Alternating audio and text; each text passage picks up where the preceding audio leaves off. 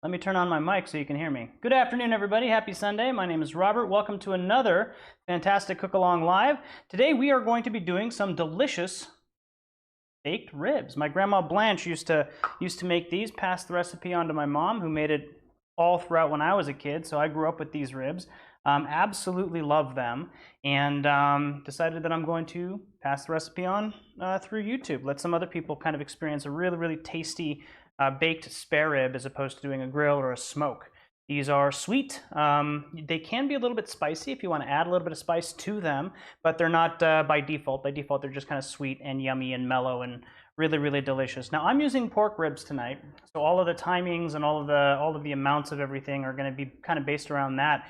You can absolutely adapt this recipe for beef spare ribs or beef ribs if you wanted to do those. You might need to increase the cooking time by a little bit, maybe 10-15 minutes additional for the beef ribs, because you want to really break down that connective tissue as we braise these ribs.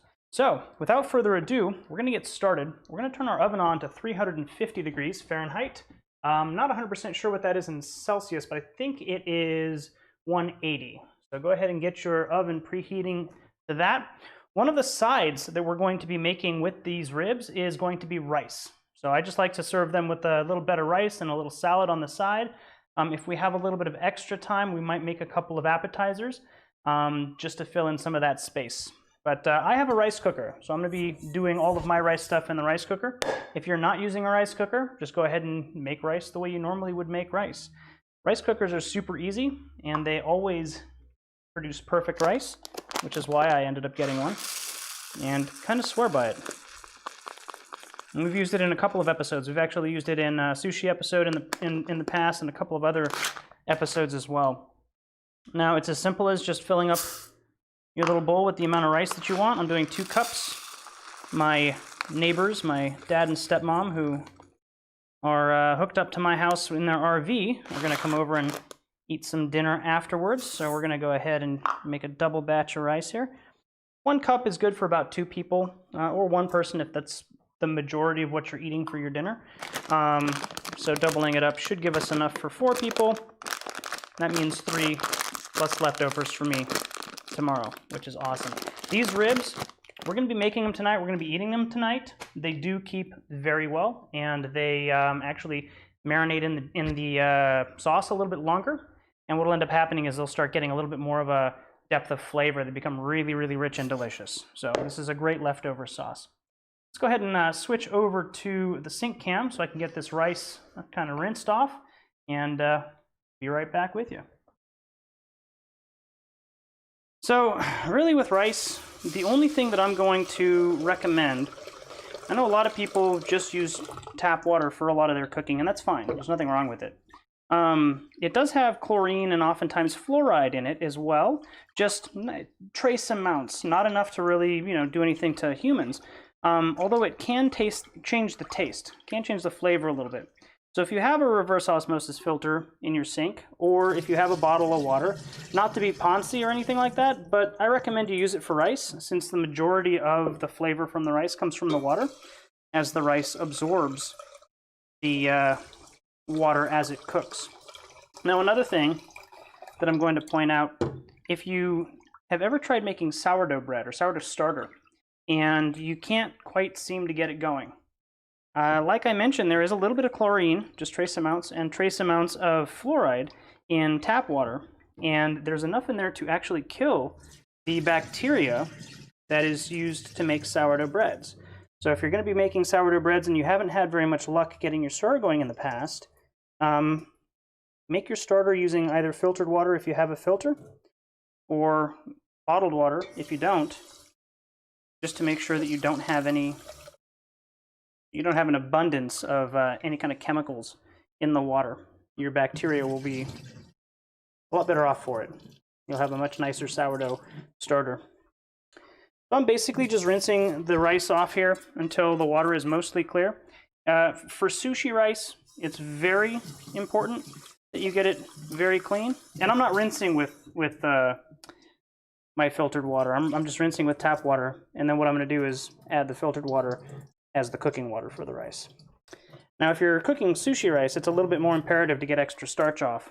And all the little extra gritties off. But for just rice that you're eating with dinner, do the best you can, but it's not super imperative.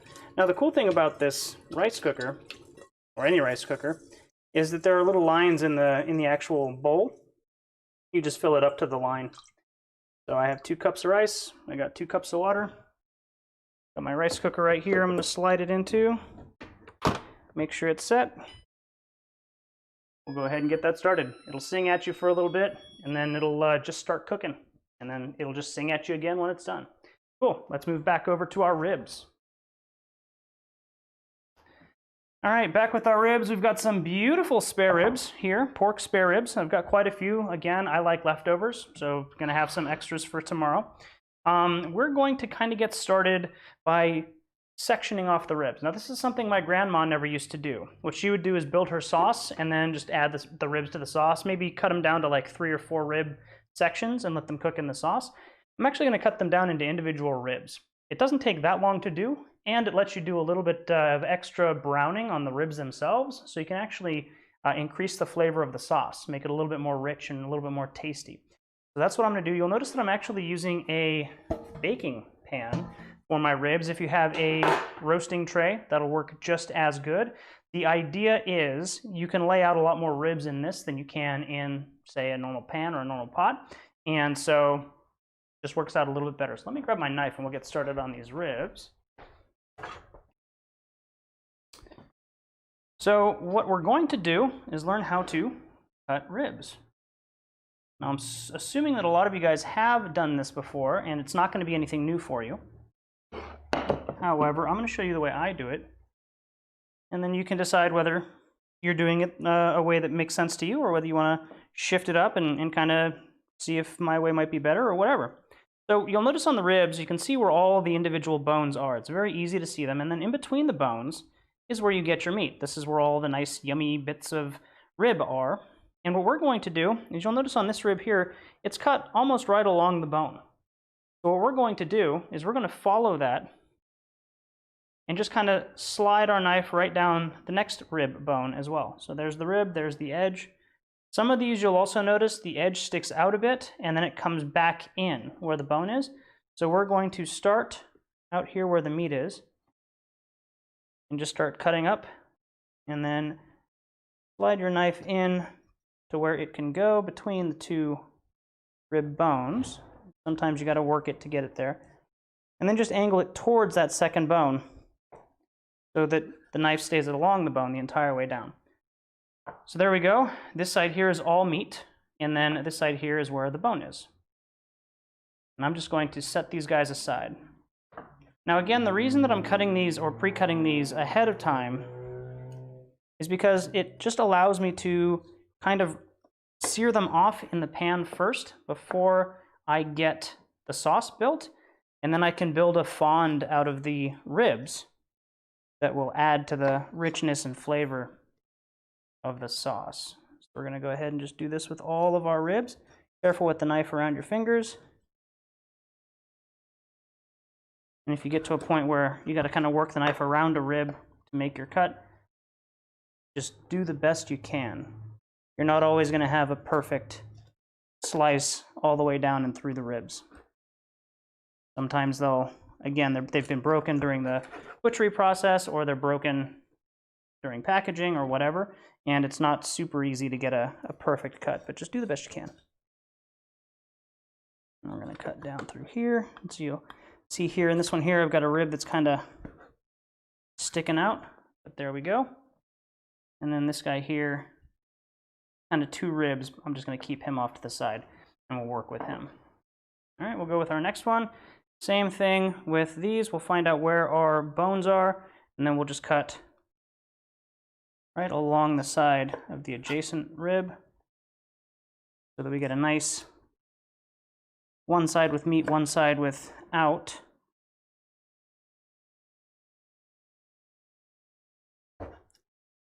And then here we'll just cut around like so. And then what I'm doing is I'm placing them all at the top of my cutting board with the meaty side up. I'm leaving the bone side down on the bottom. It's going to give it a nice kind of flat edge to lay on, I guess is one way to put it. And we know that the top sides are all the meaty sides, so when we actually transfer them into the pan, we're going to start with the meaty side down, so it makes it easier to kind of flip it over. Let's see, got a little bit of extra rib meat here, so I'll just separate that, and we will just use that, some of that fat.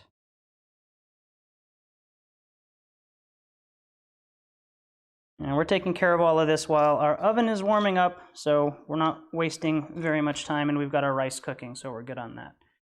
Bone, and this one here's got just this little sliver of bone on the side. So what I'm going to do is actually just kind of take out the bone so that I get the meaty side up on that side. We're not going to lose very much additional meat on this one. Yeah, that's all meat. But this is almost all bone. That. How are you guys doing? You guys enjoying the holiday season? I hope you all had a great Thanksgiving. I know that was 2 weeks ago. Hope you guys had a great week after Thanksgiving. I know I've been having a blast. Holidays are always my favorite time of the year. Get to torture people with Christmas music right after Thanksgiving. And then I don't stop until after New Year's. Always find that a little bit funny. What are some of the things you guys are doing for the Christmas holiday? I know on this channel we're going to be making a awesome beef Wellington. It's going to be a 2-day process, I believe. We're going to start on the day before Christmas Eve, and then we'll actually cook our beef Wellington on Christmas Eve. So what are some of the things y'all are doing for the holiday? Anything special? I am not traveling anywhere, given the current state of the pandemic and the shelter in at place things that we're doing, shelter in at home. But that doesn't mean that none of you guys are, so let me know what you're doing. All right, so we got all of our ribs sectioned off. They're just individual pieces. We're going to try and fit as many as we can into this pan over here.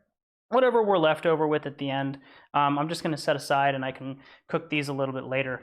But for all of these things, we're just going to go ahead and get them seasoned, and then get the pan going and get them seared off. So just go ahead, and what you can do is either season right on your cutting board, or what I'm going to do is transfer these to a little plate so that any of the seasoning that I put on them will collect on the bottom, and when I flip them over, they'll just pick everything up.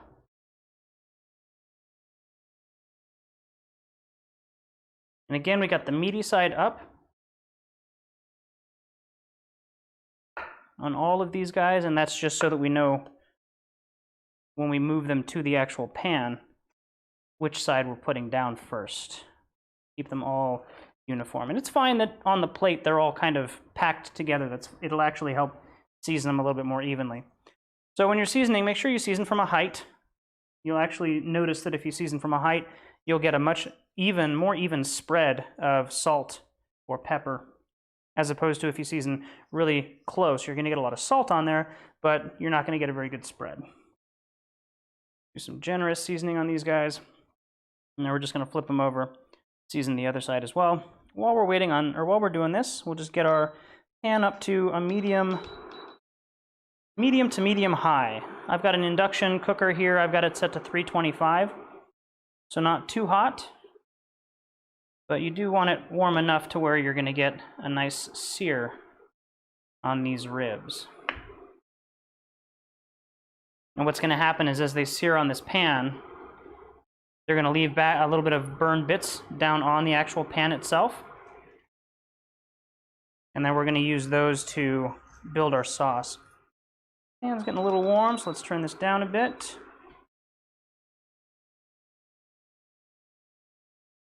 We're going to go ahead and add a little bit of olive oil here.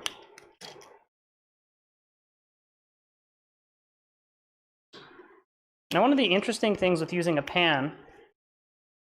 Ooh, nice, Kim. That's awesome. Have you guys made beef Wellington before? One of the cool things about using one of these pans here is you can actually just use them just like you would like a stock pan or a regular pan. I'm going to go ahead and put these guys in, meat side down. We'll go ahead and do here. You guys can see what's going on. We're going to go the meaty side of the ribs down first. And again, we're really just trying to build the color on the bottom of the pan.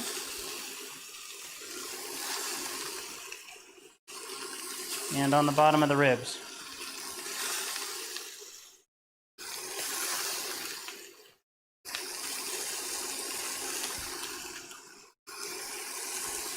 Now one side of this pan is being heated by the induction because this is a circle. The other side is not. So what I'm going to do is actually rotate this about halfway through and just make sure that everything in there is getting nice and seared. While we're letting that cook, we're going to continue with our ribs over on the plate. Take a couple of minutes over there to get those guys seared.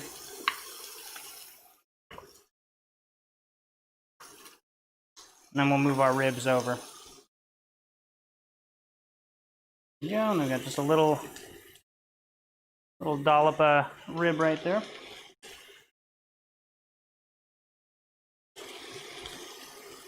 Now, I'm not putting any pepper on these guys yet. I'll do that once we get everything kind of seared off.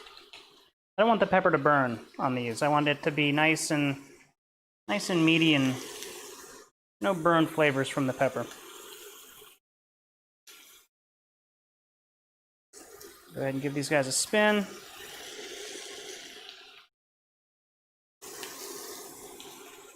And get both the bony side and the meaty sides seasoned up.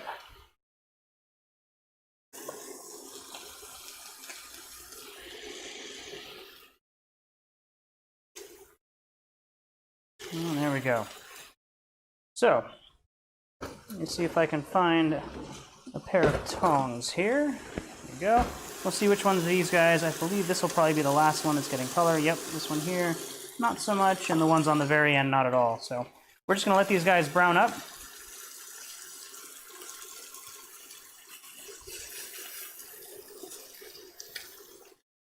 And I want a really nice golden brown on the bottom of these.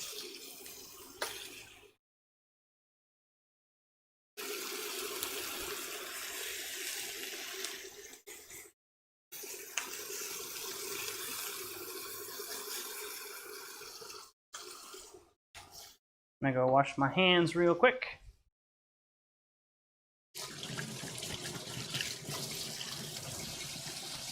Get rid of some of that meaty goober off the hands. So while those guys are cooking down, what we're gonna do is we're actually gonna start chopping up our onion. That's the next step. And we're gonna do the same thing with the onion in the pan. We're gonna actually fry it off right in the pan. Let's go ahead and move that plate out the way.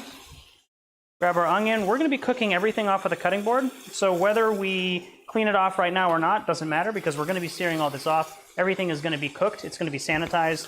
So cross-contamination is not a huge issue. Looking good. Looking all right. I'm going to go ahead and spin my pan around. We'll start getting these guys on this side here cooked as well. Perfect.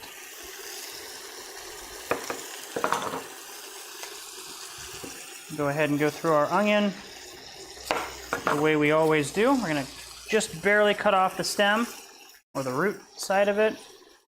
We're going to go ahead and cut this guy in half, like so.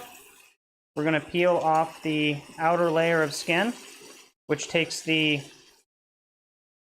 leathery paper part off as well. And that gives us a nice clean onion to chop. Get rid of any bits of skin from the board. And we're going to be using the whole onion here for our sauce. So we're going to go ahead and just peel both of them. Never made beef Wellington. Awesome. You're in for a treat. Now, I don't want to scare you. It does take time, but it does not take a lot of work, if that makes sense. It's one of those recipes that's just very little active work, but just a lot of time. So don't be afraid of it. It's super impressive. It tastes really good. But when you see that it's going to be like a 4-hour day, don't freak out. It's really not that bad. Now I'm going to be doing a really rough chop with my onion here. So I'm cutting like 1/2 inch or 1/4 inch side slices, and then we're going to dice it about the same as well. We really don't want to get this too thin because we don't want to burn it. And all of this is going to be braised in the oven. So it's going to be cooked down for quite a while. So you don't have to be perfect with all of your cuts here.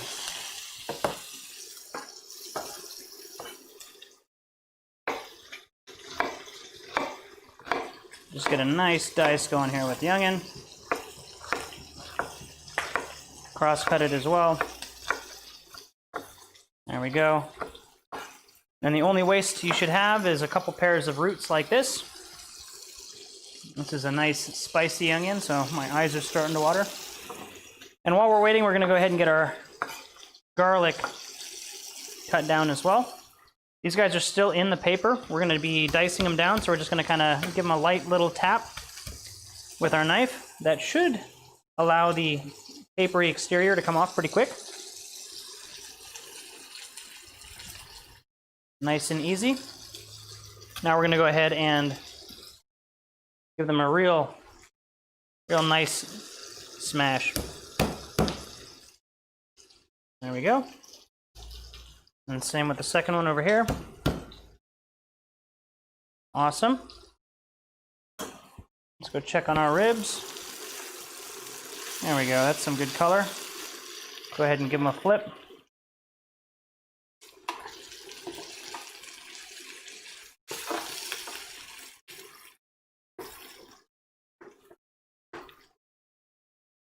And now we're putting the bone side down.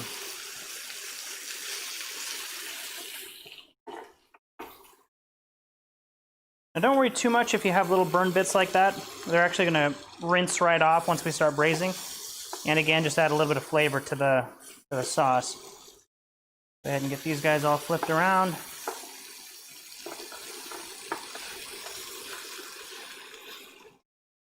And you'll notice that I slid it over as soon as I flipped them. This side is still hot, so it's going to start cooking the ribs already.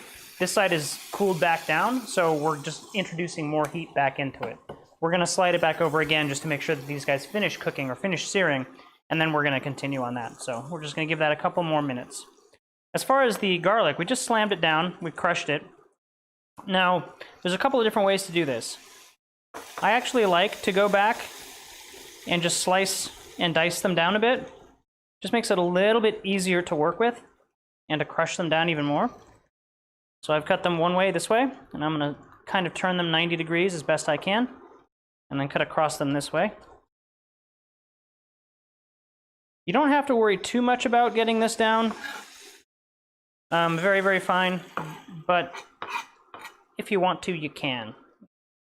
Just adjust the way that you put it into the sauce based on how you cut it down. So I've got my garlic set up. I'm going to add just a little pinch of salt to the top. I'm actually going to crush my garlic all the way down. So add a little bit of salt, like so. And we'll just switch over like... Oh, my fade did not work. Let's do this. There we go. I'm just going to take the sharp end of my knife, and then I'm going to go ahead and smash my garlic down against the cutting board. The salt works as kind of an abrasive agent and actually helps to break down the garlic and smash it down.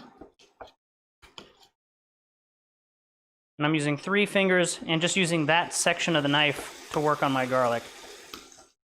We're going to basically turn this into a paste, and when we introduce it to our sauce, we are going to have it in a hot pan, but we're not going to keep it in there for very long before we start adding our additional ingredients.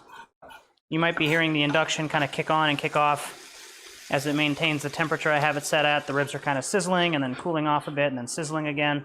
We're going to take a look at them in just a sec. There we go. Nice crushed garlic. You can 100% use a garlic press if that's what you want to use. But this way I only have to clean the cutting board. I don't have to worry about also cleaning a garlic press.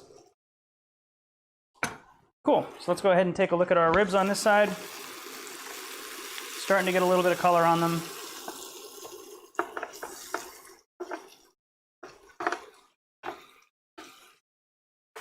And always the second side of the ribs, they never quite cook the same as the first side. The amount of heat in the pan changes. You don't quite get the same effect. So don't worry too much if they look a little bit bland. We're going to go ahead and switch over to this side. And we'll also adjust our heat a little bit. Hey, Dad, how's it going? All right, we'll switch back to our view over here. Get these guys nice and sizzling. So now that we've got the color on the one side of the ribs, we're going to go ahead and start adding our pepper. Again, I didn't want to burn the pepper on that first side, but I do want the fresh, cracked flavor of the pepper. So this way, we'll have it on the ribs. It'll get a little bit steamed, it'll start cooking down a little bit, but it's not going to get burned. You're not going to get like an acrid flavor out of that. While we're waiting for those to finish kind of browning, I'm going to come over here and just take a quick look. Make sure that there's nothing else that I need in this. Tomato paste, water, brown sugar. Go ahead and start grabbing my additional ingredients. Grab our vinegar, we'll grab our brown sugar.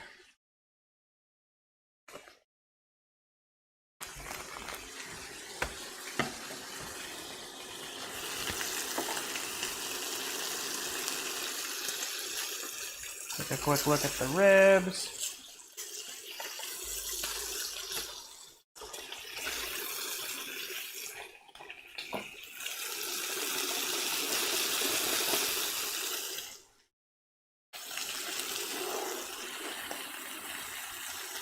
And there we go.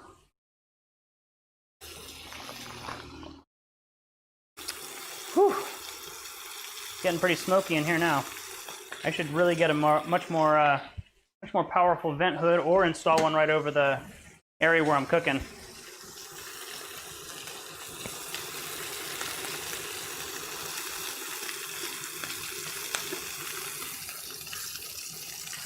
All right.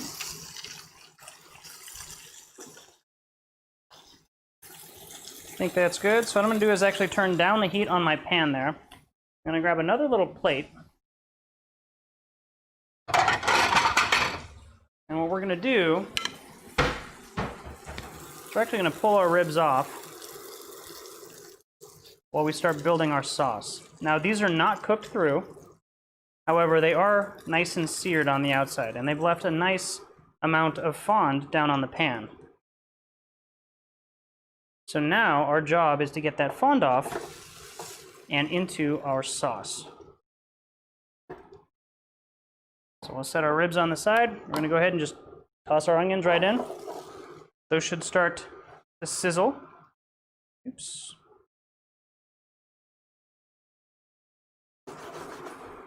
And as the moisture comes out of those onions, a lot of the flavor from the bottom of the pan is going to come off as well.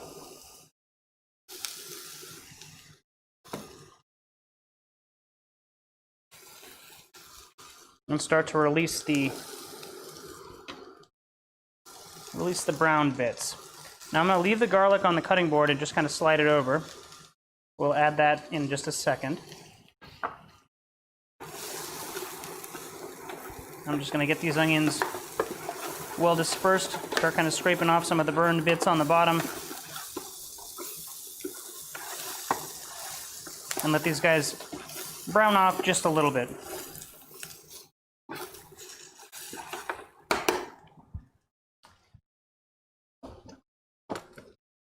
I'll switch over to a spatula. It might be a little bit easier to manage than a pair of tongs. And again, I've got this set to like a medium-high, kind of in the mid-range of medium-high. Go up a little bit more, 320. And you'll notice your onions are going to start getting brown, and it's not because they're getting cooked yet. It's because all of that fond is coming up off the bottom of the pan.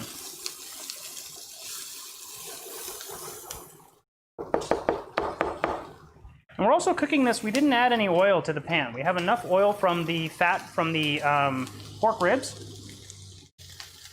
So those are nice and coated in oil. We're going to add a little bit of salt here. That'll help them kind of release some of their moisture.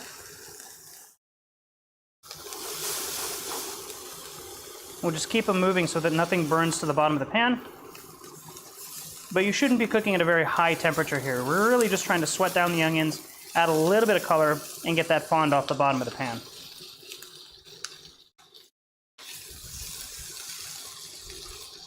This pan already had a couple of burn bits on it, so I'm sure that that's not going to come off, but all of the brownness from the pork ribs has, which is great.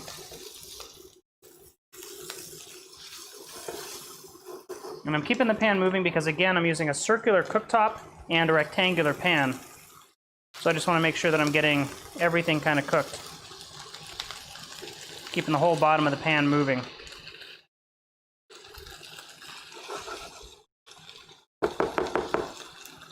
Alright, so we'll let that go for just another couple of minutes. Now, the original recipe calls for water. My grandma just wanted to put some water, and she was building the sauce first. She was not searing off her onion. She wasn't doing any of this stuff. We're just doing a couple of extra things to add to the flavor of the sauce. She would just do everything into a pan, make the sauce, put the onions in, and then start baking. By doing this, we're actually adding another layer of flavor. So this is actually kind of leveling up her original recipe. With that in mind, instead of using water, I've actually got some fresh turkey stock that I made on Thanksgiving from the turkey carcass that we had left over that didn't go into the gravy. And we're going to be using that instead of just plain water. Give it a little bit extra flavor, again, on top of just using water and garlic and onions. And we're not trying to get our onions burned, but we do want to get them, you know, caramelized a little bit.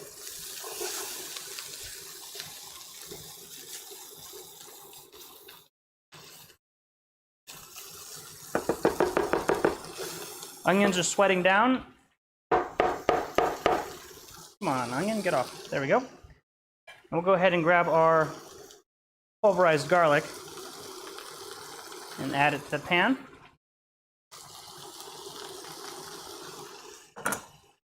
And we'll just stir it in to the onions. So now the onions, the edges are starting to caramelize. This is exactly what I want. We'll give this just another couple minutes, and then we'll add the rest of our ingredients.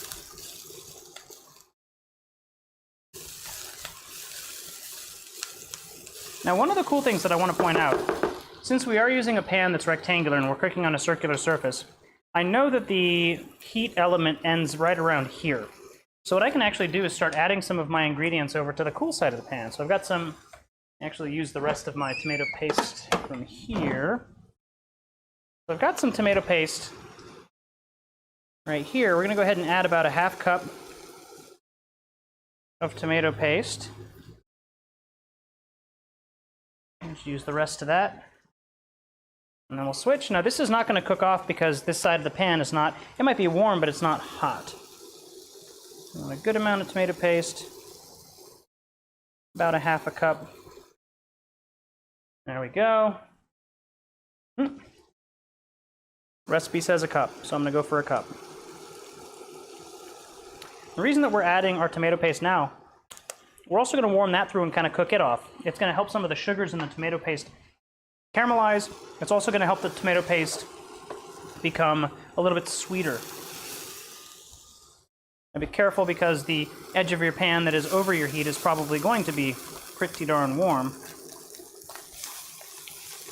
And there we go, nice caramelized onions. Now we're getting our tomato paste nice and warm over on this side.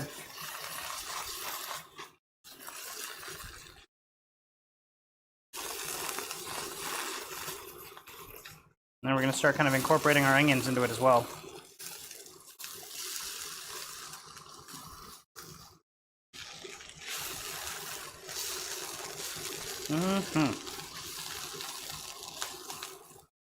So cooking your tomato paste just a little bit, just for a minute or two, really kind of helps sweeten it up. It gets rid of some of that acidic, hard edge that tomato paste usually has, and softens it. So if you're pulling it straight out of the fridge, it's going to be a little bit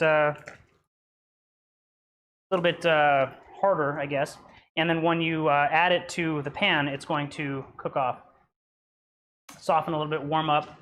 We're going to go ahead and start adding our liquids. So we've got our turkey stock here. Go ahead and get that in. And we're going to get our heat up just so that it starts simmering. And we're going to go ahead and start mixing our tomato paste in.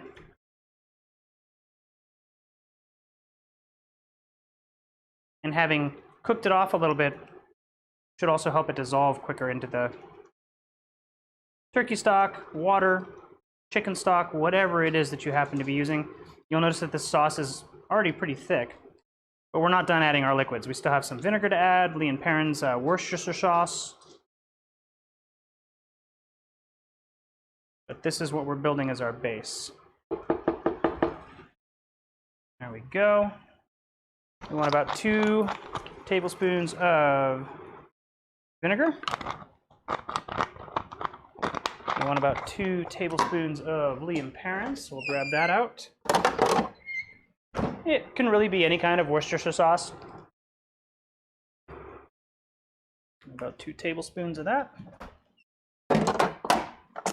And we're going to want about a teaspoon or 2 teaspoons. Just 1 teaspoon of Dijon Mustard. There we go. And you're going to really start smelling the sauce come together now. You're getting the aroma, you're getting the aromatics of what the sauce is going to taste like. That all looks good. Hand's not too warm, so I'll go ahead and grab onto it. I'm going to go ahead and get all of this mixed in.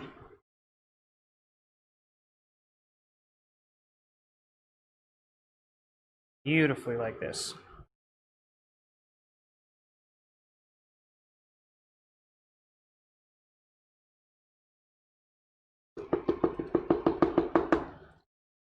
Go ahead and get our sauce just to a simmer. I don't want it up too high because I don't want it to reduce yet.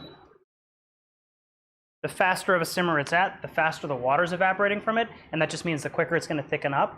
And we don't want that yet because we want to cook all of our ribs. We want to braise them in the oven in the sauce, and we don't want it to evaporate during that process. So what's next? We need brown sugar. So we're going to add a ½ cup of brown sugar.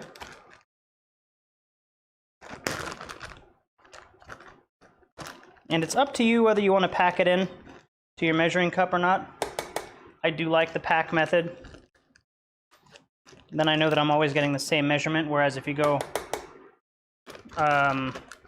without packing it down, you might have a little bit less or a little bit more.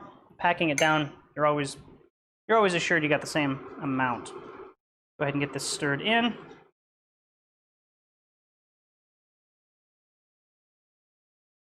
Now the reason we're not cooking off our sugar is because the sugar will actually caramelize even more. Brown sugar is already kind of a caramel. I mean, it's a lesser refined sugar, and it's got a little bit of molasses added to it. You'll be turning it into a more molassesy kind of thing, which is not really what you want. We're just going to add the sugar. We just want the sweetness. Here we go. Just make sure it's well incorporated into the sauce.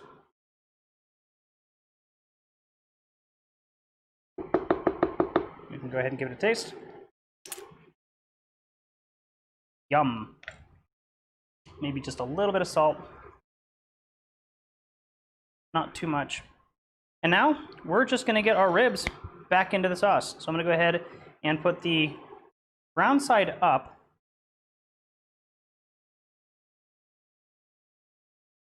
We're just going to kind of layer them into the sauce.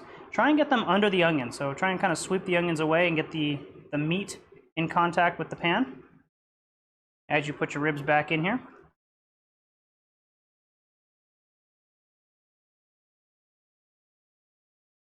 What's going to end up happening is as they braise in the oven, that meat is going to caramelize a little bit more and get a nice crusty layer on it.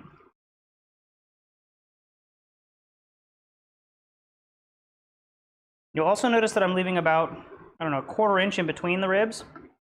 That just ensures that the sauce is getting around the entire rib.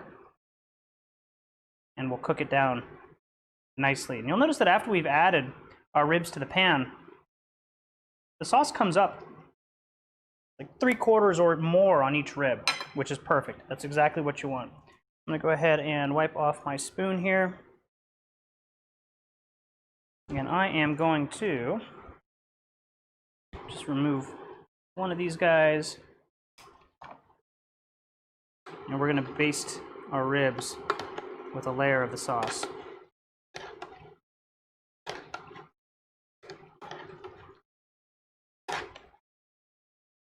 And this way the sauce on the top will also caramelize down. And you get a really tasty, almost caramelly layer on the outside and the top and the bottom. Not the outside and the inside, the top and the bottom of the ribs. Go ahead and slide these guys forward, and then we'll grab from this side the rest of our ribs.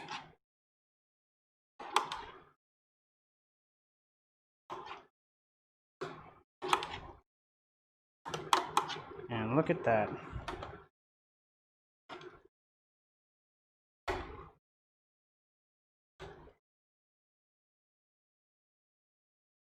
We're going to put these in our oven, which should have preheated by now. I heard mine beep. I'm not sure if you guys are hearing yours beep yet, but it should be preheated by now.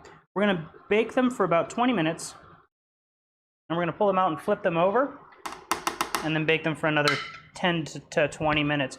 You guys are going to want to, again, if you're doing beef ribs, you're probably going to want to put them in the oven for about 30 minutes, and then pull them out and flip them, and then put them back in. And there we go. Just make sure there's space in between all of these ribs, space between the edge and meat as well. And there we go. I'm going to set this over on the side here. Always fun juggling a limited amount of countertop space, and I don't have a limited countertop. Like, this is a large countertop. I just always stack everything on top of it, so I run out of space real quick.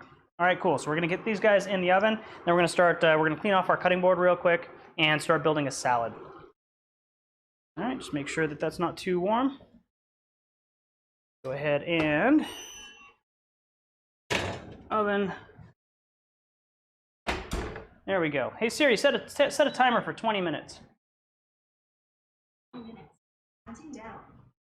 And then while we're doing that, you know what? Since I do have extra ribs, let's do this. We'll switch to the sink cam, move my cutting board over here, start getting the cutting board cleaned off. Set you there for now. I have another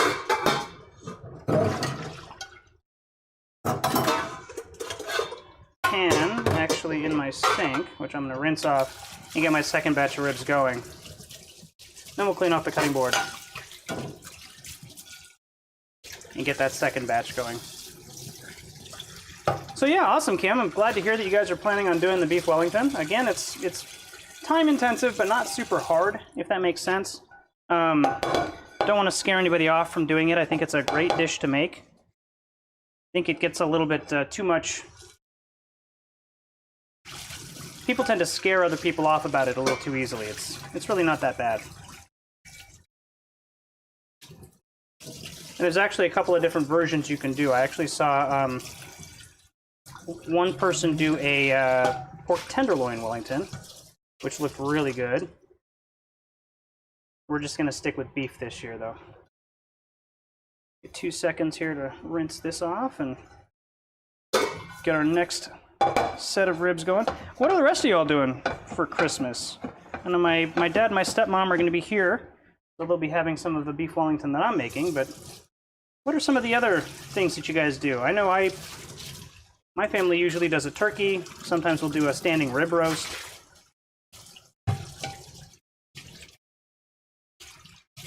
And I would love to do that on this channel. Unfortunately, that would be about 5 hours of waiting while the rib roast is cooking. So that would probably not be the most interesting thing to watch. Oh, and I didn't switch over. So let's go ahead and switch that over. There we go. So 2 seconds while I get this going again, and then we'll get our cutting board cleaned off, and then we'll come back. The ingredients for the beef Wellington, probably the week before. And I might actually do that one the weekend, like next weekend, basically, so you guys have time if you aren't able to source the ingredients very easily, or if you don't go out to the store very often. Give you guys some time to get everything squared away for that. Right now, I'm just going to go ahead and rinse off my tools here.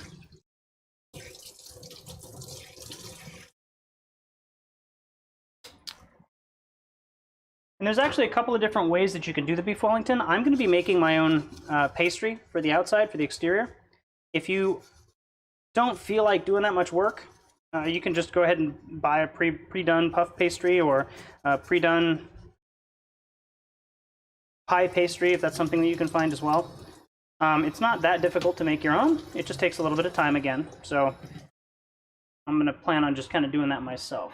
Let's see. This knife will sit over here. And then we will give this a nice little wash. It's a lot of fun. It's definitely something that I like to do once or twice a year. And the biggest part is getting a filet mignon. If you can get like a full filet, they end up actually being a little bit cheaper. They're more pricey overall, but for the section that you're going to use for your Wellington, it'll actually end up being cheaper. And you get a whole lot of filet that you can munch on.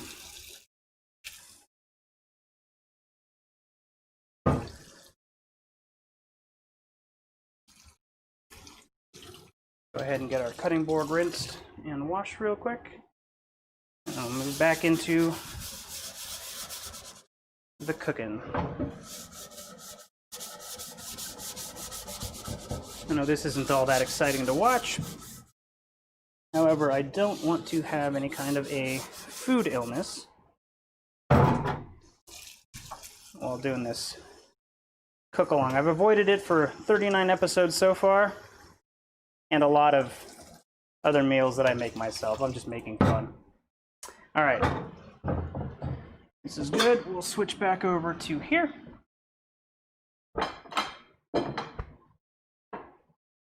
And we'll switch the camera back over as well. Welcome back. Let's go ahead and do this one for now. We'll get started. What cut of meat? Absolutely the filet if you can get it. If it's not too expensive where you're at, that's what I recommend. Filet mignon. But you're not going to buy a filet mignon. You're going to buy an actual cut of filet. If you have a butcher who can cut it for you, you can ask them for the, oh gosh, what do they call it?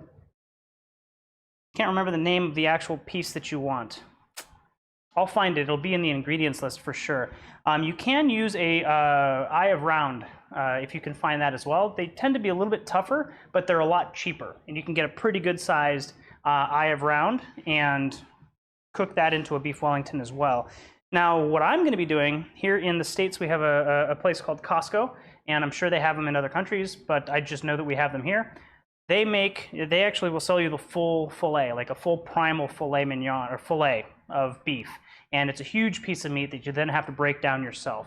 I'm going to go ahead and do that because then you can get a really nice bit of the actual filet that you're looking for, the piece for the Wellington. And then I usually make like a large Wellington and then cut it up into smaller sections once we're serving. And then again, when I do that, or when that's the case, it usually ends up coming out a lot cheaper. You're spending, you know, $150, $160 for the full filet. But when you break it down and do like the cost analysis, if you just buy that piece of meat for the beef Wellington, you're going to be spending like $50 to $75 just for that cut of meat. So it actually ends up working out a lot cheaper to do that. Plus, you end up with a lot more beef that you can freeze. You can cook in other things as well, and it's just more economical. That is beef. Beef tenderloin is the filet mignon. It's the same cut. Cool, so let's go ahead and get this going again. We're gonna start searing our second set of meat off. And then we're gonna start building our salad. Cool. So So the last thing that we can do, we got rice, we got salad, and we got our pork. So I think we're good. We'll just leave it at that. Cool.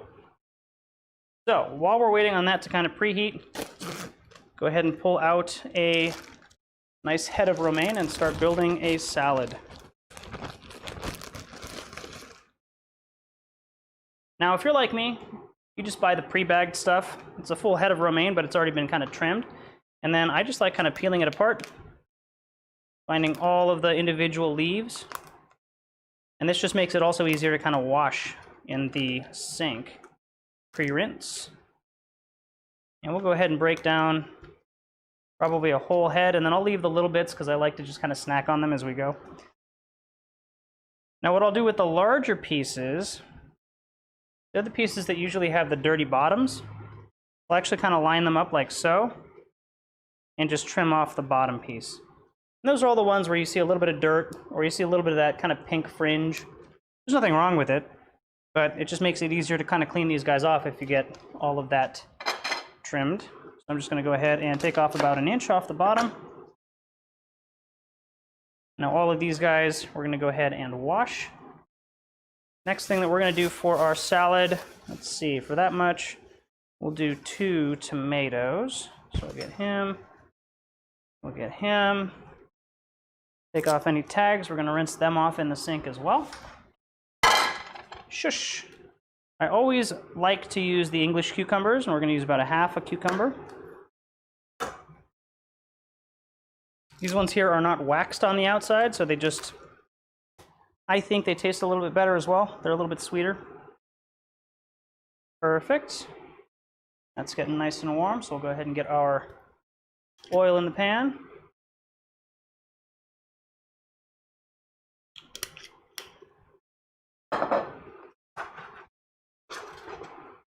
And grab our tongs again. Swoop. Go ahead and get the meaty sides down again.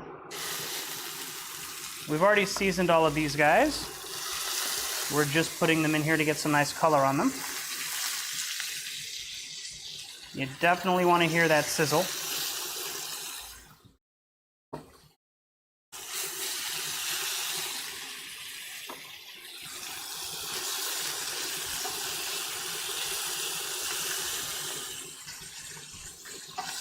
And just try and move them around so you have enough space to get all of your ribs in here.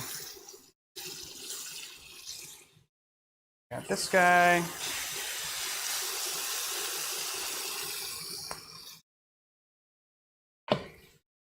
And now we'll just go there, and I got one small little piece here that I'll try and kind of finagle into the center. All right, we'll get that set up there. I'm also going to put a little bit of avocado in my salad. I'm going to put some blue cheese because I love it. And then we're going to build a balsamic vinaigrette, which I love balsamic vinaigrette. I think it's one of the most fantastic salad dressings you can have. You might be shocked to see how much oil and how much balsamic we actually put in there. But believe me, you're not going to be eating all of it. So just make it the way that I have it, and then you can adjust it the way that you want to after the fact. Or add less to your salad if you feel like it's just too much. We're also going to go with a couple of radishes here. So let's do 2, 3, we'll do like 4 radishes. Perfect. So come along with me, we'll go to the sink, we'll go ahead and get these guys nice and cleaned up, and we'll come back and start kind of popping them off. Before we jump away though,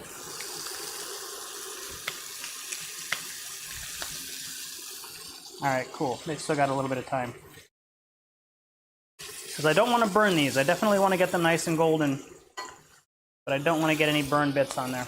All right.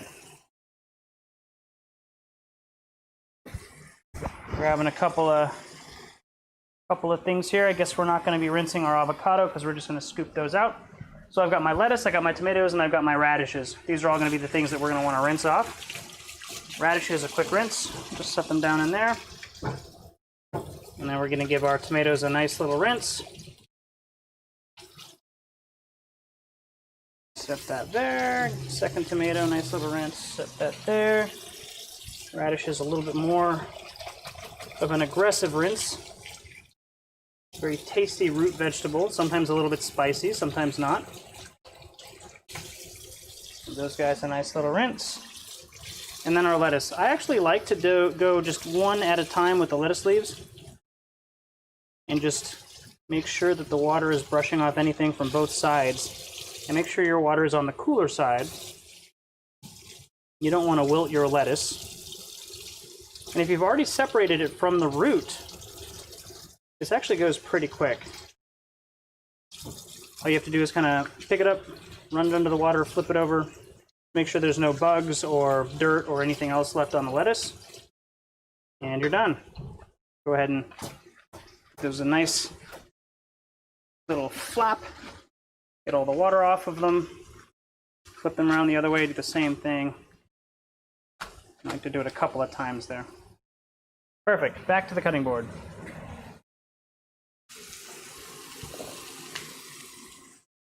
A little bit like going back to the drawing board, right? Back to the cutting board. All right, check on our ribs. Hey, freaking unique username. That is a freaking unique username. How's it going, man? Or woman?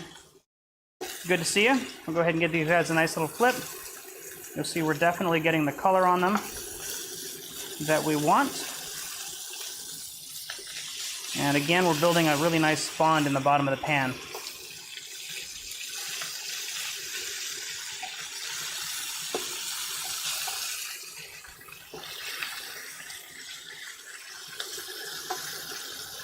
There we go.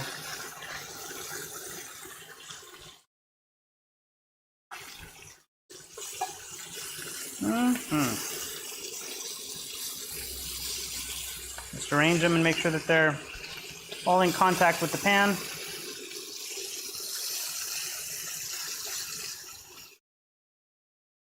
And we'll just let those guys keep browning. All right, we need a bowl. So let me go find a bowl real quick. How convenient, I have one. It just needs a quick rinse.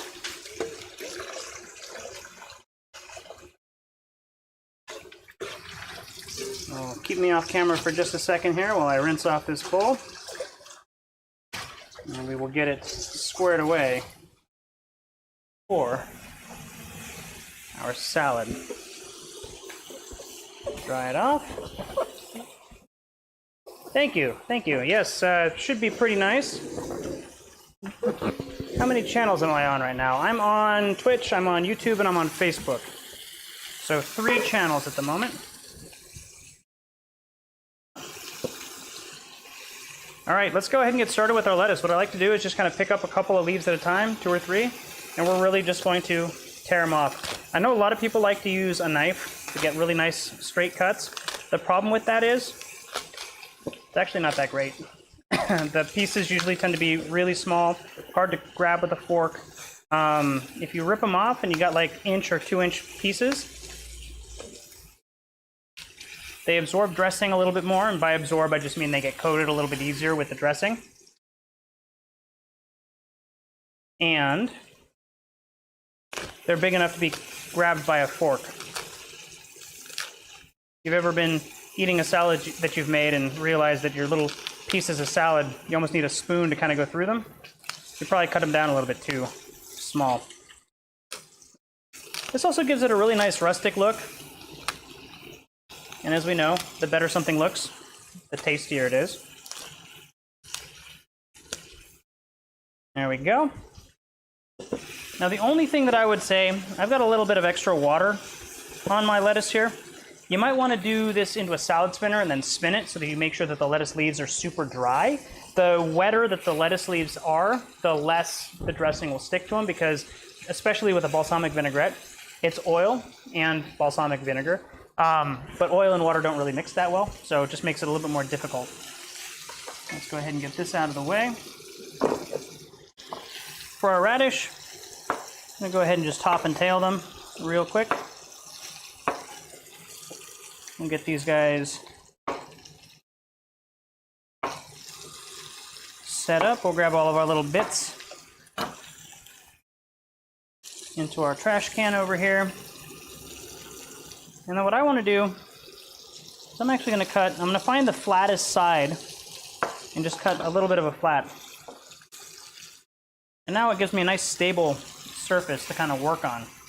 So if we look at our radish here, with that flat piece cut off, I can actually lay it down on the cutting board. It's not going to go anywhere. It's not going to roll around while I'm trying to cut through it. So I can go ahead and just slice nice thin rounds of radish off. And then when you get to the end, you've got just a little bit, a piece that's just a little bit too big to cut down. You got to taste, right? You got to make sure your food tastes good. Let's see, this one I got a little bit of dirt. I'm going to trim it a little bit more.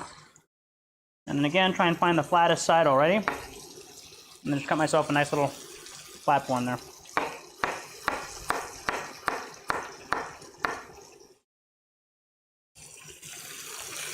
There we go. Let's go ahead and put these right in the salad. Now while we're moving, let's check on our pork. That's getting there.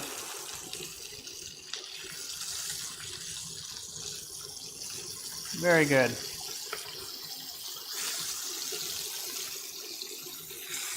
So let's go ahead and do this. This is our plate from the last pan. I'm going to go ahead and get our pork off. And we're going to start building our sauce in this pan as well. Let those guys sit over there. I'll turn this down to like a medium. Now the thing is, I did not prepare another thing of turkey stock. Happily, I have a filtered turkey stock thing there. I can go ahead and I don't have another onion. So on this one here, unfortunately, we're just not going to have onion. That's fine. We'll just go ahead and get our fond off the bottom of the pan. This is actually going to be kind of cool because we're going to get to taste between the two and see what the difference the onion and the garlic add versus one that doesn't have onion and garlic. That's actually kind of exciting to me.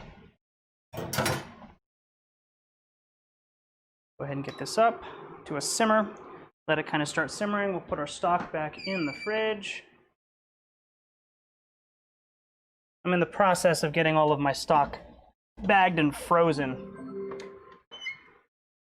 Hey Siri, stop the timer. That's why I just happen to have stock sitting in my fridge right now. It's not something that I usually have in there. Usually I have a couple bags of frozen stock or some fresh stock in a nice container. Right now, not so much. Just got those little dishes. All right, cool. So we got that going. We just had our timer go off, so let's go ahead and pull out our tray. And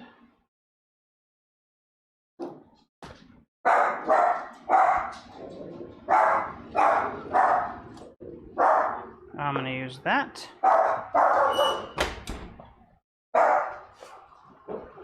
And my dog is going nuts. I think one of my neighbors, my dad or stepmom, is trying to come in from the side. Stop it! Stop it, dog! Hey, come here. Stop it. Down, down, stop. No barking. We're going to go ahead and take our ribs here and just give them a quick flip.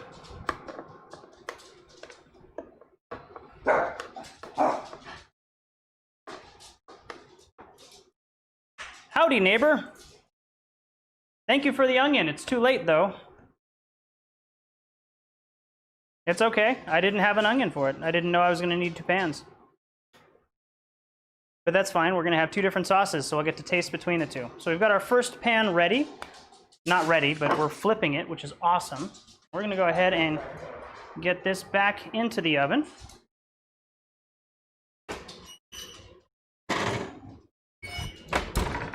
There we go. Hey Siri, set a timer for 20 minutes, and we'll let that go for another 20 minutes.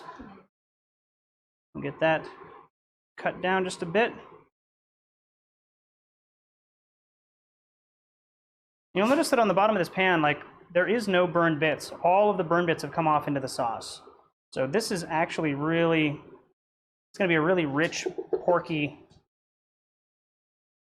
sauce, for lack of a better word. Let's go ahead and get the rest of our ingredients in there. In this case, we actually can add the onion after the fact. Let's go ahead and get about a cup of tomato paste in there. Perfect. So we're actually going to see the difference tonight between the raw sauce, kind of the way that my grandma used to do it, and the way that I've kind of changed it to see if it actually is an upgrade or not, which is, again, kind of exciting for me. I'm pretty happy about that. Sometimes when things don't go the way you expect them to be, well, oftentimes when things don't go the way you expect them to, there's a bright side, and that is actually a pretty cool bright side for me. I'm going to go ahead and get my tomato paste. I'll get that in. Half a cup of sugar. What else did we want? We wanted Lea & Perrins, or any kind of Worcestershire sauce, and our Dijon Mustard. And we'll build this out as well. So 2 tablespoons of Worcestershire sauce. And we'll do about a tablespoon-ish of Dijon. Get all this mixed in. So this is, again, a little bit more. My grandma wouldn't have seared off the ribs, though. So this is actually kind of, we're getting a little bit of a bonus from the nice seared ribs and the nice fond that we built down there. But other than that, the sauce is going to be very similar to what she would have done, with everything just kind of raw.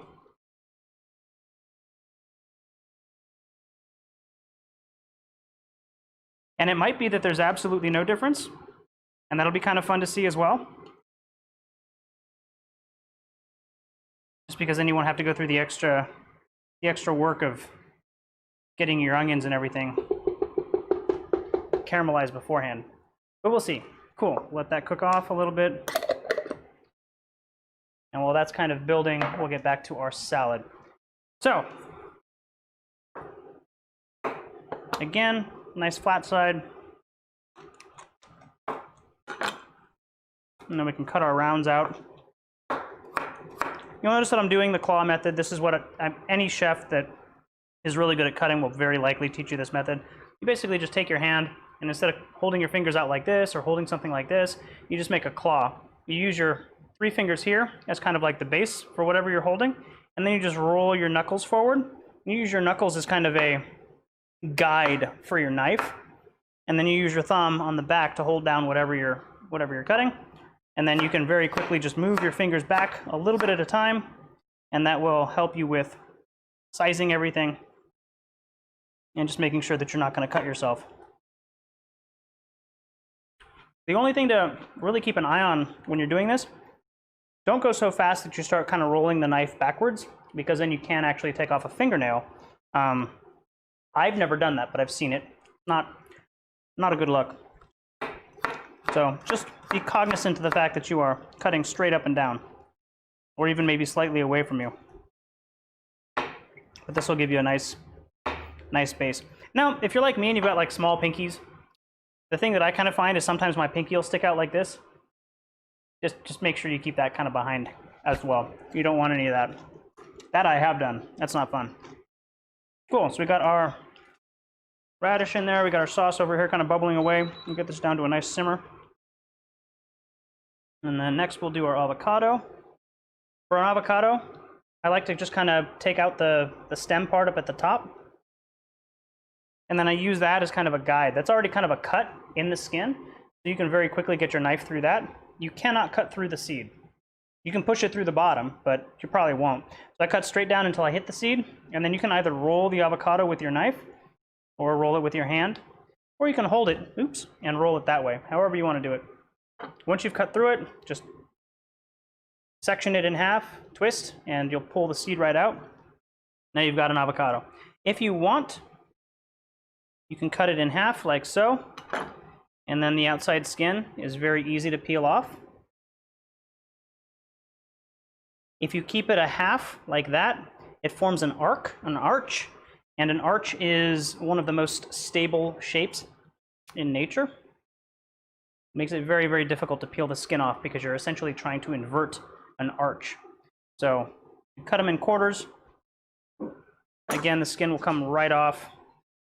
Even on super ripe avocados, it comes off pretty quick. And then if you put the two halves together, you've got your half of an avocado. We're just going to cut this into nice medium dice, about 1/4 inch.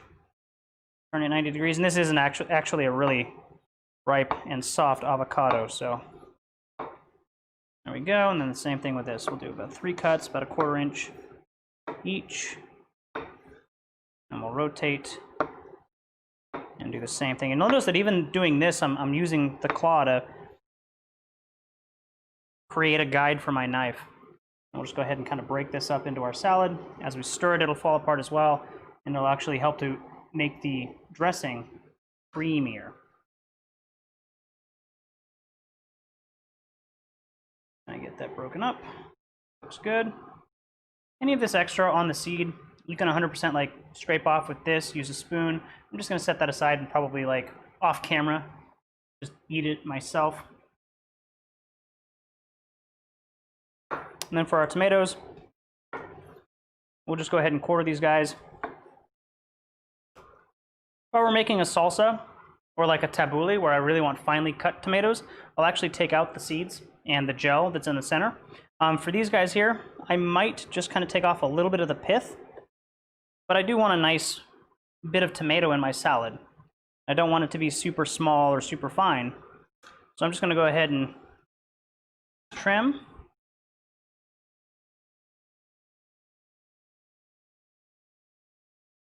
Like so. And then what I'll do is actually cut them into 1/8.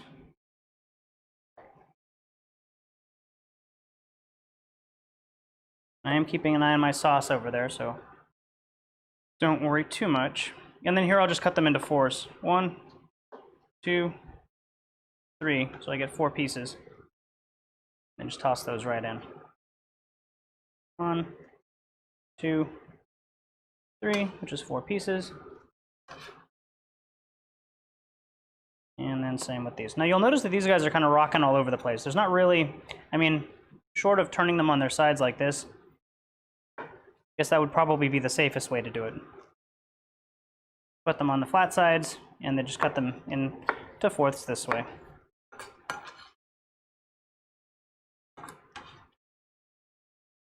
Hopefully you guys noticed how much smoother that went, how much easier it was to actually cut the tomato down. All right, cool. Our sauce looks awesome. Go ahead and give it a nice little stir in here. Turn our pan down a little bit more.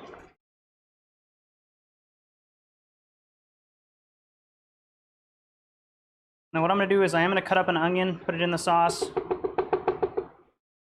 then we'll do some garlic as well. So here's the onion my neighbor brought me. My neighbor is actually my dad. My dad and my stepmom live literally right next door. They sold their house late last year, bought an RV, and went on a tour of the country. They're still touring, but they are back for the holiday season, and my house happens to have all the hookups they need. So you might have seen them pop in a couple of times, once as guests on Cook Along Live, a couple of episodes ago. You probably saw them pop in another time when I was actually missing an ingredient. Slyly came in through the back and dropped a couple of things off, which is always much appreciated. And tonight, saving me with an onion. Although I had already started building the sauce, so I wasn't able to sear it off. However, again, I'm not too worried about that. I'm actually kind of happy that we get a side-by-side comparison between the two. Let's go ahead and get the skin off of this onion. Not being very cooperative. We'll just have to be patient.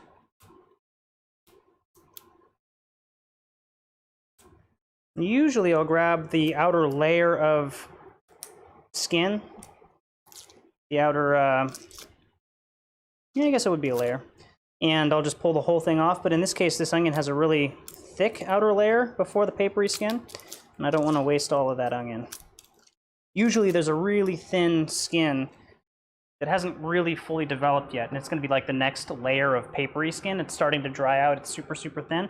In this case, it hasn't been doing that. It's just a nice, normal onion ring. Cool. So we're going to go ahead and take this. I'm just going to chop it roughly, like so. Again, you'll notice I am kind of clawing my hand out so that I don't cut myself, or at least minimize the opportunities to do so. And then we'll do the same thing with this guy. If you're dicing your onion, try to always cut it the lengthwise first. If you cut it this way, it's already going to start falling apart because that's where all of the rings are. But if you cut it this way, it'll hold together a little bit better because you have nice long pieces of onion as opposed to kind of the short pieces of onion that happen when you go across the grain. Whew, that one's a spicy one too. Go ahead and get that in.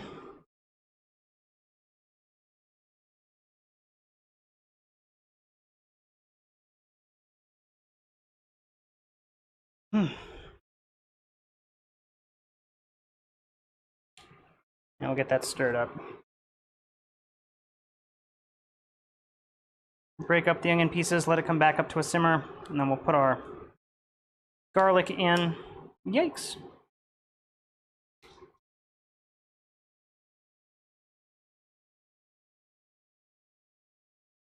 And then this will cook down while it's braising in the oven. So it's not going to be thick onion like that. It'll be a nice cooked down onion. Got some sauce in the face. Always fun when you're cooking. And you get some backsplash. All right, cool. We got that going, coming back up to a sizzle. You grab another onion clove or two.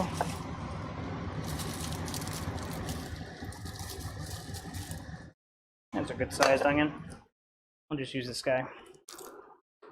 Oh, and the skin is already peeling off. Perfect. So again, with the onion, we're going to go ahead and smash them down. Just lay your knife flat on the onion, use the palm of your hand, go straight down. It'll crush the onion.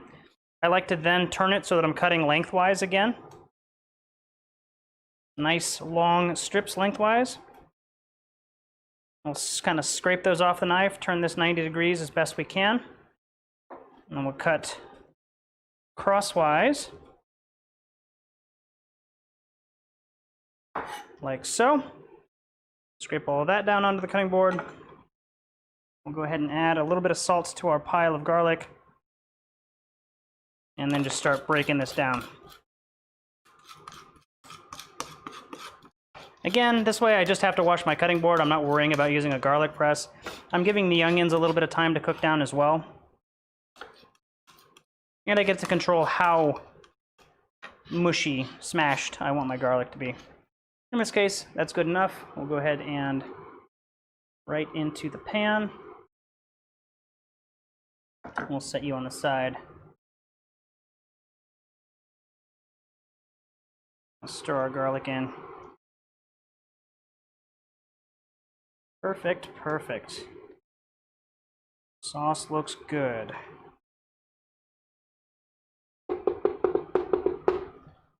All right. What are we missing? A little bit of pepper. Just for the sauce, give it a little bit of flavor. Give this a stir, and then give it a taste. We'll see if we need any extra salt.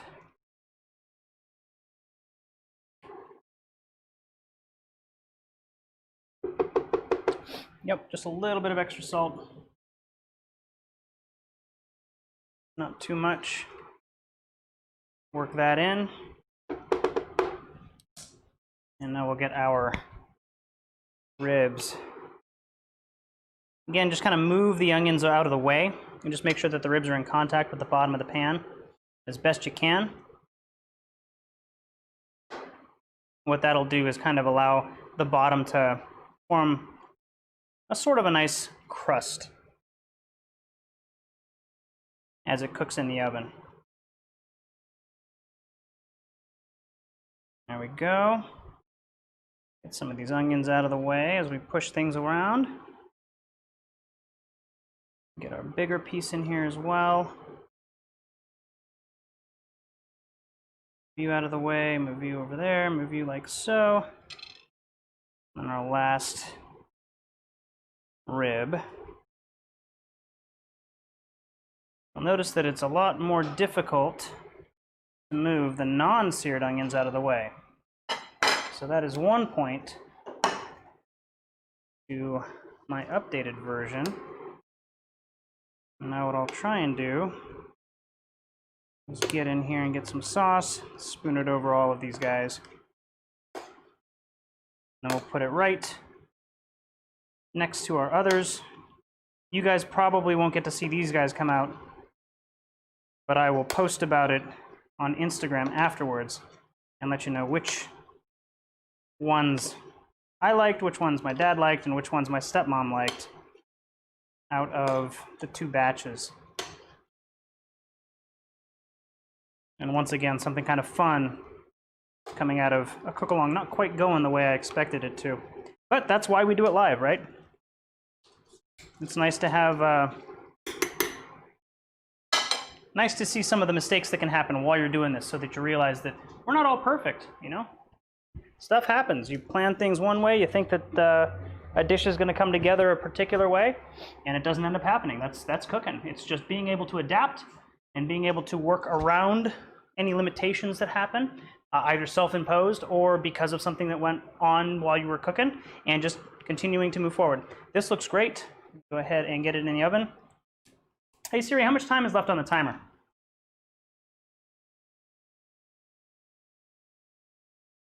2 minutes. So our ribs are almost done.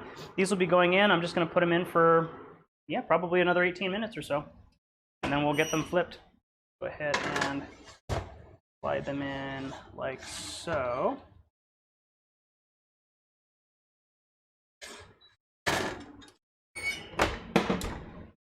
And we'll just let them go. All right, you're off. We'll finish our salad. Our rice is done as well and just holding temperature. So we'll just go ahead and start building our plate once we're done with our salad. Kind of get those in the middle so I can remember to get rid of them later.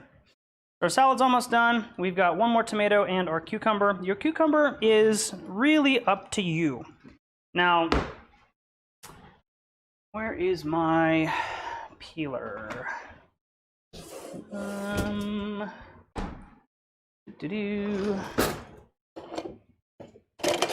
This is a peeler, not the one I usually use.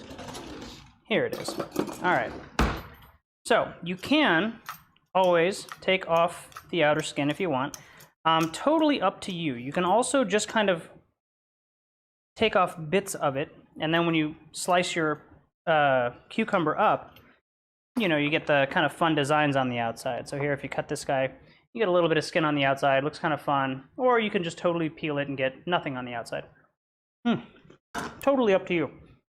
Personally, I like to peel the whole thing, so that's what I'm going to do. And now, there's also the matter of how do you want to cut this cucumber down to put into the salad and include it.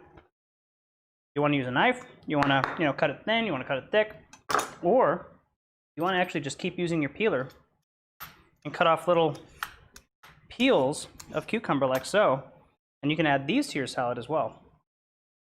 And then that gives you a little bit of interesting bits into your salad as opposed to just having rounds of everything. Now, the downside to this is eventually you'll get down to where the seeds are, and then you'll just start kind of peeling off seed bits. Now, that might be something that you enjoy. I'll actually just rotate my cucumber and start peeling from a different angle. And then we'll just get all these little peels in there. So I'll just go down to the seeds, and rotate it, and then go down to the seeds, and then rotate it, and then go down to the seeds. Hey Siri, stop the timer. Hey Siri, set a timer for 20 minutes.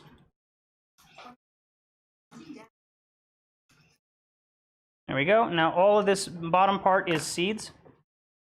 I'm actually gonna cut off the end there because I am going to eat that myself. But I'm not gonna eat the seeds. Sorry. Get to that a little bit later. These guys here, I'm just gonna separate them. Fold them into the salad.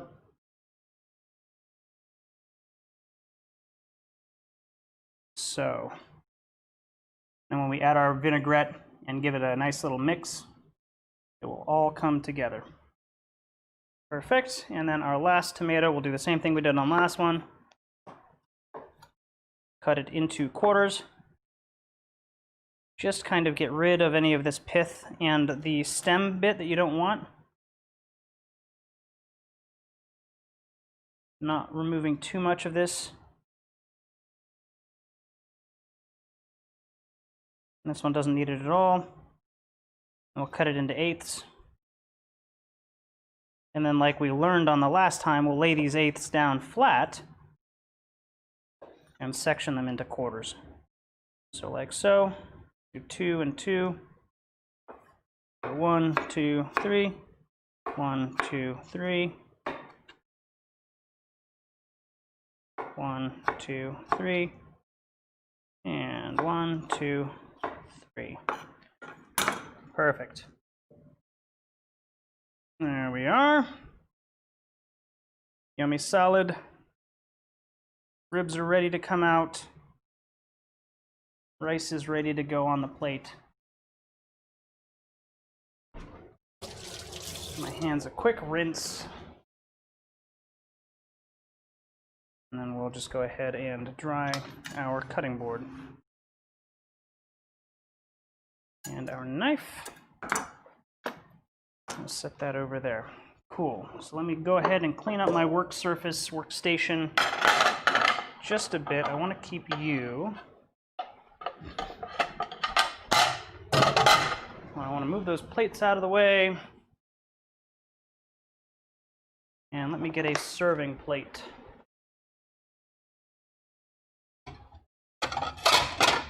Oh, let's not use one of those. Let's do one of these. And use a nice little bowl to demonstrate some rice foo, I guess you can call it. All right, there we go. Nice clean plate. Go ahead and get that off of there. And grab our first batch of ribs. Yum, yum. Hey Siri, how much time is left on the timer? All right, perfect. We've got our beautifully baked ribs over here in the pan. Again, if you're doing beef ribs, maybe give your ribs another 10, 15, 20 minutes, depending on how big they are, how thick they are. We just want to make sure that they're cooked through. And the longer you cook ribs, there's a lot of connective tissue in there. There's tendons, there's all kinds of stuff that you want to actually break down in the heat.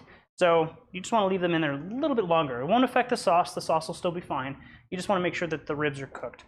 What I'm going to be doing with the sauce now is actually turning it back onto a low simmer, because what I want it to do is actually thicken up now. So we're going to let that kind of simmer away. The sauce will thicken. And we'll put it down to a low simmer, like 240 on that thing. And we're good on that. Go ahead and grab our rice. Woo, nice and steamy. Grab one of my pot holders. And again, with the rice cooker, comes out perfect every time. Once it's done, it just holds temperature. You don't have to worry about it. That's why I love using a rice cooker. Comes with a really cool little paddle. You can just kind of go into your rice and fluff it up. Some people will tell you to scoop the rice out and actually scrape off the bottom, because it kind of becomes a little bit of a puck of, I don't want to say overcooked rice, but I do want to say dry rice. It becomes like a dry layer. Honestly, I'm not experiencing that with my rice cooker. Maybe I add a little bit more water or something, I don't know, but it always comes out fine without that layer on the bottom. Except for sushi rice. If I do sushi rice, I definitely get that layer of the drier rice on the bottom, and I will scrape that off. But for regular rice, I'll just mix it all in. I'm gonna add a little bit of seasoning. We just put water in here, so we actually don't have any flavor in there except for the water and the rice. Add just a little bit of salt, and then we'll go ahead and fluff that in as well.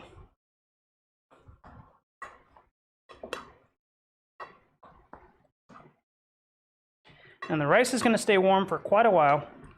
The cool thing about a rice cooker is it's actually set up to hold temperature for me. So once I'm done with the rice, if I've got extra, I can put it back in the rice cooker and just let it keep it warm. That way if I want to come back for seconds or whatever, it's totally ready for me. Now I'm going to use a nice, clean, empty bowl here. I'm going to go ahead and fill it up with rice. I'm going to press the rice down into this bowl. You don't have to press it down too hard. You just want to make sure you got enough to kind of shape it. I'll just go like this. Give it a nice little press down like so. Now the rice is sticky. So guess what's going to happen when we invert this over onto the plate? It's going to hold its shape. Great job. So what I'm going to do is actually take the bowl, or take the plate, I should say, place it flat on the bowl, and then invert it. Then I don't have to worry about accidentally flinging rice all over my kitchen. Plus, now I can actually place the rice where I want to on the plate. So in this case, I do want to put it maybe a little bit on one side. That way I can put my ribs kind of on one little bit, and then salad on the other. I'm just trying to kind of visualize how I want this to look. So maybe, you know, like right in the upper corner like so.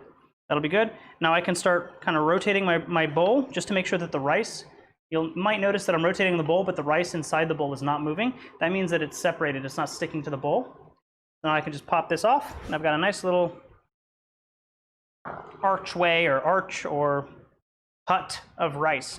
Perfect. I'm gonna let that cook down a little bit more. Let's go ahead and build our balsamic vinegar for our salad. What I want is a little either a dish or, let's see if I can find what I actually want. I might not have them readily available. If you have, oh, here we go, perfect. So, if you're like me and you like to eat olives, you're gonna have a lot of these little olive containers left over that you've cleaned off, thrown through the dishwasher, and you know what? They make excellent dressing mixers. Or if you have like an old jam jar with a little like rotating lid, those also work really well for making dressing. So got an empty one. We're going to grab some extra virgin olive oil. If you have regular olive oil, that'll work fine, but the extra virgin has a little bit more flavor in it. So that's what I'm going to use because I want a little bit of that flavor. The nice olivey flavor. We got some balsamic vinegar. We're going to be making a balsamic vinaigrette. So into here, I want to put 3 parts of olive oil for every 1 part of balsamic vinegar. Now again, you can make a bunch of this and just use what you need in your salad. You don't have to put the entire thing that you make in the salad. So if you make like an entire jam jar full of dressing, you can use that for a week, 2 weeks. You know, it'll last, it's fine. You will have to mix it up on a daily basis, but small price to pay. Got that. Let's go ahead and I'm just going to eyeball about 1 part of balsamic vinegar here. And the balsamic vinegar is going to sink to the bottom. So I'm just going to add enough to give myself a little bit of a layer down there. That looks good to me. I'm just making sure that it is actually all along the bottom. It looks like it is. And let me switch to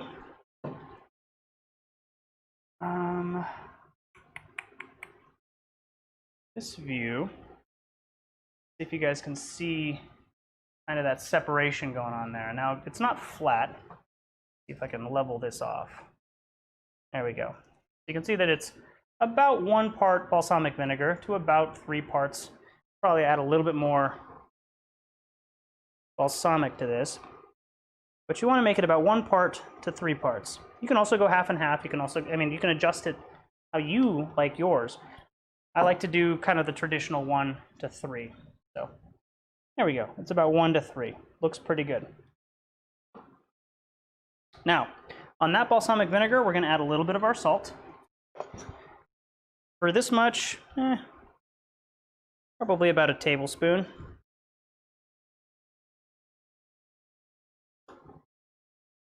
And we're going to add a little bit of pepper. Now, if we were just to shake this up right now and pour it, it would separate again really quickly.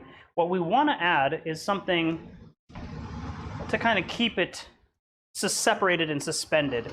And what we're going to be doing is adding a little bit of our Dijon mustard, actually, which works as an emulsifier. So you don't want too much of this, maybe like a teaspoon. And you're really not even going to taste the Dijon in this dressing. But what it is going to do is keep it separated. Keep it separated. Okay, get that out of the way. We're just going to go ahead and seal this off and give it a nice shake.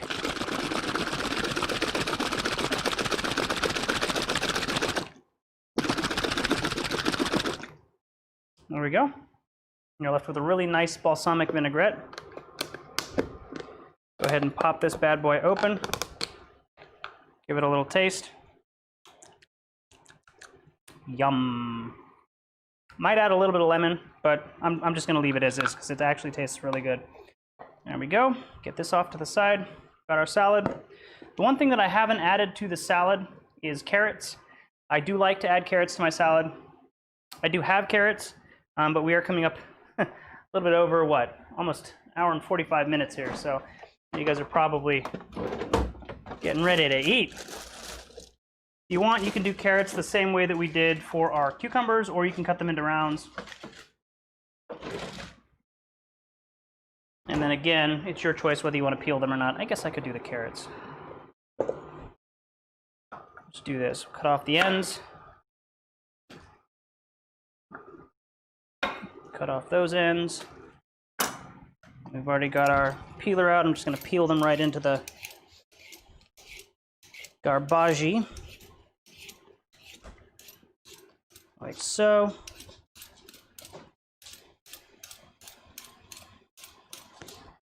And like so.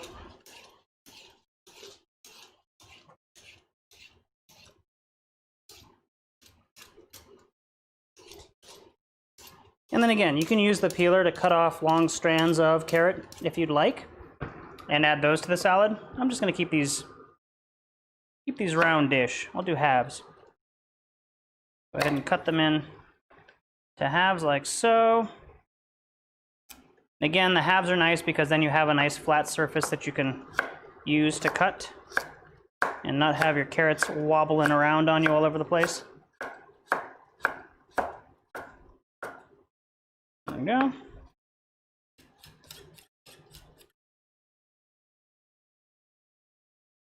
Of course, you get to snack on the little extra bits.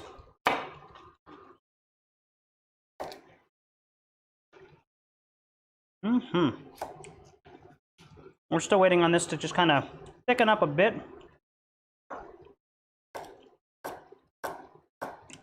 And notice I'm still using my claw. I'm not doing anything different. I'm just holding my fingers a little bit wider, just so I can hold the whole mess of carrots together. And then I'm still using my knuckle as a guide for my knife. And then just moving my fingers backwards a little bit at a time. Looks like that upper carrot needs a little bit more attention. I don't want to flip my plate up, and the point is right by the plate. So I'm being a little gentle on that. All right. Carrots in the salad. I love a good salad.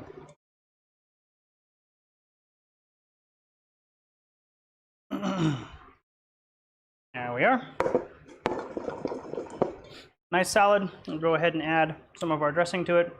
Now, there's a couple of different schools of thought here. Do we add the dressing to the salad and then mix it? Do we add the salad to the plate and then add the dressing on top of it? I'm a fan of adding the dressing to the salad and then mixing it. You just get better incorporation that way. We're going to add our dressing first. I'm going to add about 2 tablespoons or so of dressing. I'm just going to use my hands. You are going to have to wash them afterwards because they're going to be oily. but you're going to ensure that you get all of your salad dressed.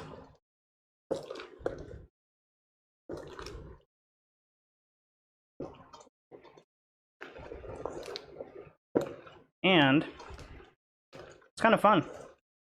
You can be gentle with it. You're not grabbing it with tongs and like breaking all of your lettuce leaves and everything. You're just kind of massaging the oil around all of the vegetables. And of course, a couple pieces are falling off. That's great because it just means I get to eat those later. There we go. Nicely dressed salad. I'll go ahead and give that a shot. Probably use a little bit more dressing.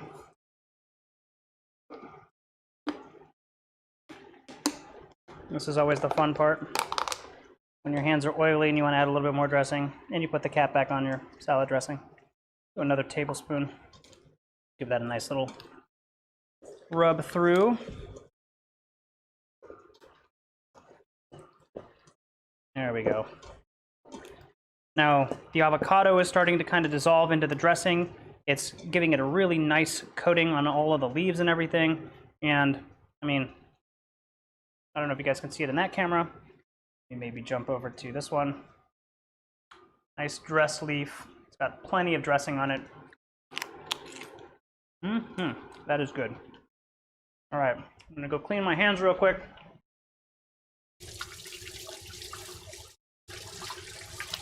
And then we'll get this all out on a plate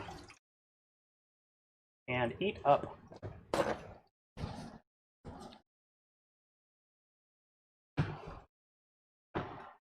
All right, so I'm gonna use a couple of spoons. And what I'm gonna do is kind of make sure that I'm getting a good mix of everything, lettuce and veggies. Just kind of pinch them together like so.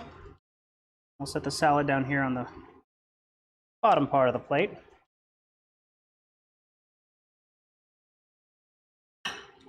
Like a good amount of salad. And then on top of the salad, I've got some blue cheese.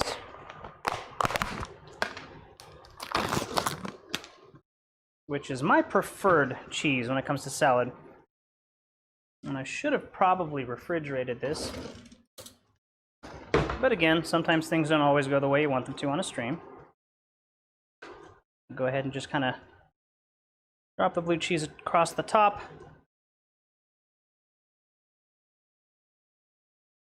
Like so. If you want to mix it in, you absolutely can. I like adding a nice little thing and letting people take the bites that they want out of their blue cheese. A little bit more there. And a little bit more on this side.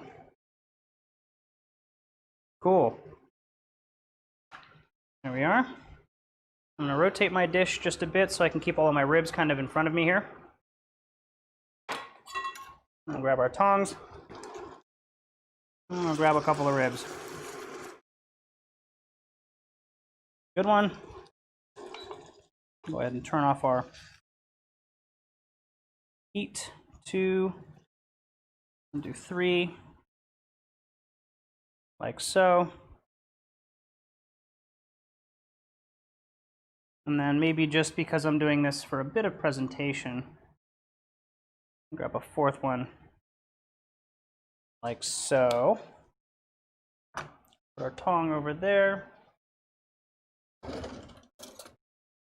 Now we of course want this to look good. All right, not hot. So move our ribs out of the way. Grab some of our sauce. Is that hot? Nope. Let's do this like so. Let our sauce run down here. Scoop some of it. And we'll just kind of dress over our ribs with our sauce. Now the great thing about this sauce, hey Siri, stop the timer. is it goes wonderfully with the rice. So don't skimp on adding the sauce to your plate, because it just dresses the sauce, or dresses the rice as well. It makes everything taste fantastic.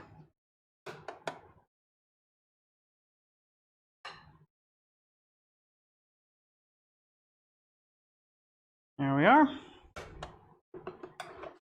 We got some beautiful baked ribs from my Grandma Blanche. Just kind of clean off our plate just a bit, because again, if everything looks better, it's going to taste better. And there we are. Go ahead and switch to, well, there's my old egg, but here we go. Baked ribs, rice, and a beautiful garden salad. Done. Awesome, guys. Let's go ahead and switch back here, and we'll take a look. Everything looks great. I'm gonna grab my camera and take a quick Instagram photo and then dig in. Let you know what I think about these guys.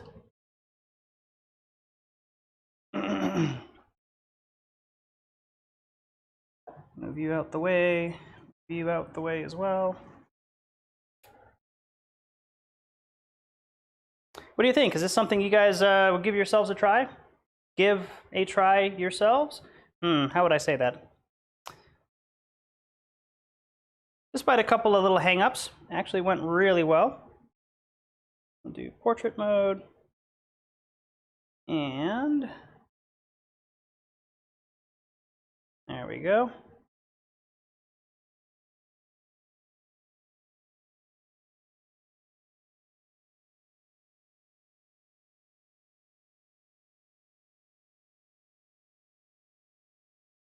Instagram photo, come on. Portrait mode.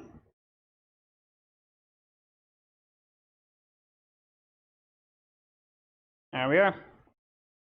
Cool, cool.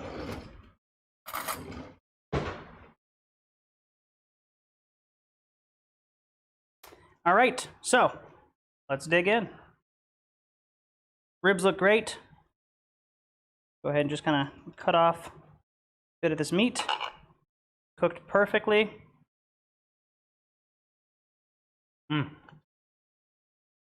That is a good tender rib. Very yummy. Go ahead and give the salad a try. Again, really good. I'm a huge fan of blue cheese, so this is delicious. And then grab some of this sauce. Mix it into the rice. You can even top the rice with the sauce if you want. I like to just kind of mop up my plate with it afterwards. Oh yeah, I think Grandma would be proud. Delicious way to make some baked ribs, especially during the winter, right now, where it's a little bit more difficult with the temperature and the weather outside to get out and actually cook or barbecue ribs. Or smoke them. I mean, you 100% can. Honestly, I think this is a little bit more comfort foody. Tastes really good, super easy to make. We actually made 2 batches of them tonight, so right about 2 hours, perfectly on the dot. So 2 batches in 2 hours. You could probably do 1 batch in about an hour and have everything ready and done. And yeah, make it with rice. Use noodles if you want. They go really wonderfully with this as well. You can also do like a steamed corn if you want to do something different side than maybe a salad. Steamed corn. You can do like a bruschetta or caprese if you wanted to as well. All fantastic accompaniments to this dish. So hope you guys enjoyed. Please subscribe if you enjoyed. Give me a like. Let me know that you guys like this kind of content. I also do aviation vlogs and aviation simulator tutorials. So those are things that I put together on my channel. It's always a pleasure to have you guys jumping on here to cook along with me. And we'll see you next week for something I haven't decided yet, but the week after, we're going to be doing our beef Wellington for Christmas. So that's going to be a fun special. Should be a couple of hours of cooking. It's not that difficult. It's just a lot of activity. So don't let it scare you. Pretty simple. follow me on Instagram if you guys want to see more cooking photos, cooking videos, aviation stuff. Everything is there. Instagram, Facebook, TikTok. If you don't mind giving your data to foreign countries. And I will see you guys on the next Cook Along Live next Sunday at 4:30. Have a great night, everybody.